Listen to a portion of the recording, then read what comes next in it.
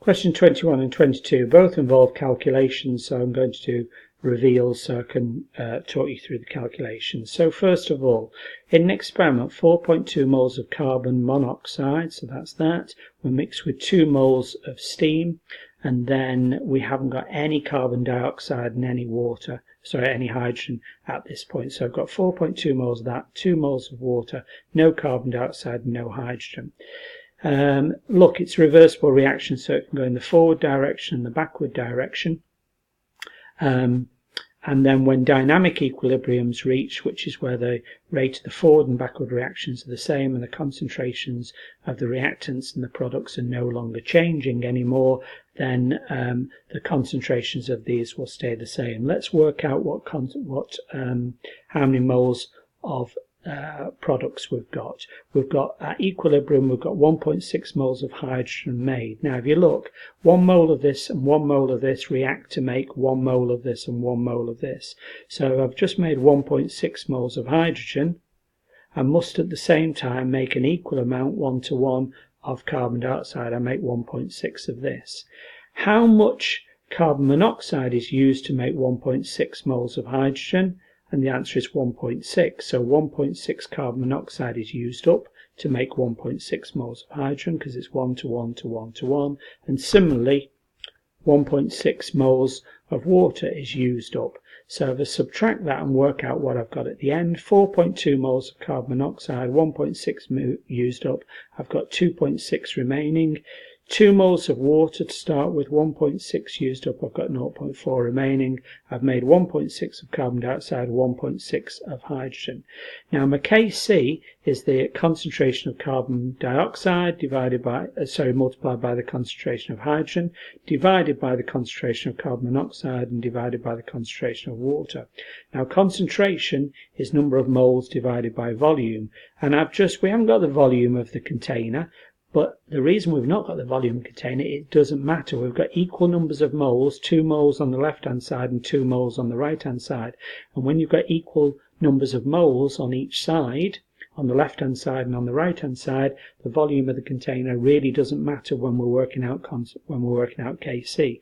Because if I divide each of them by the volume to get the concentration, all of the volumes cancel out. So moles become concentrations for the purpose of working out Kc. 1.6 times 1.6 divided by 2.6 times 0.04. I'd work those out individually. If you're doing a calculator, work that out and then work that out, and you'll find out it's 2.56 divided by 1.04. 2.46 is your answer. The answer is D. Let's have a look at 22 then. Let's talk through this. A sample of 2.0 moles per decimeter cubed acid, so I've got a concentration as a volume. So first of all, I know I've got to work out moles, because concentration is moles divided by volume. The problem is that needs to be in decimeter cubed, because here I've got concentration with the units decimeter cubed. This needs to go into decimeter cubed. Small centimeter cubed into decimeter cubed. Small units into larger units are divided by 1,000, so 100 divided by 1,000 is 0.1. So now my concentration is moles divided by volume.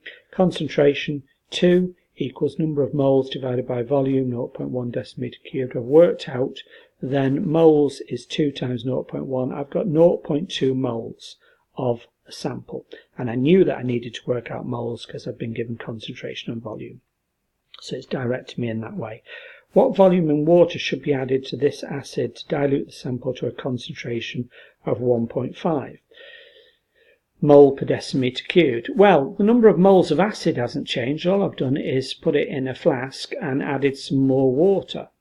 So the number of moles of acid hasn't changed. I've just added some water. So my number of moles of acid is the same. So my moles of acid is the same.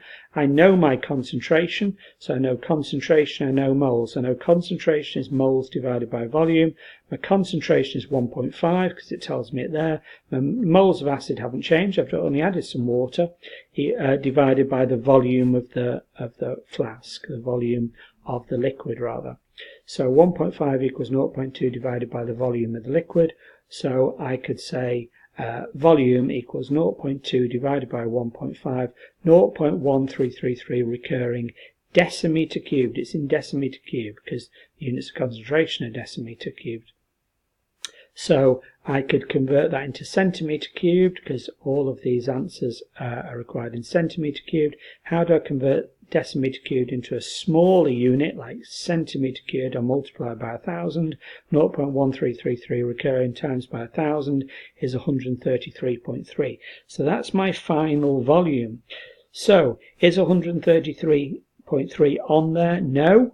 Okay, and the reason that 133.3 is not on there is so sometimes they would do that to try and fool you into that as the answer, but read the question carefully. What volume of water should be added to the acid? So the final volume is 133.3. We've started with 100 centimetre cubed of acid, so you've got to add 33.3 centimetres cubed of water. Your answer is B.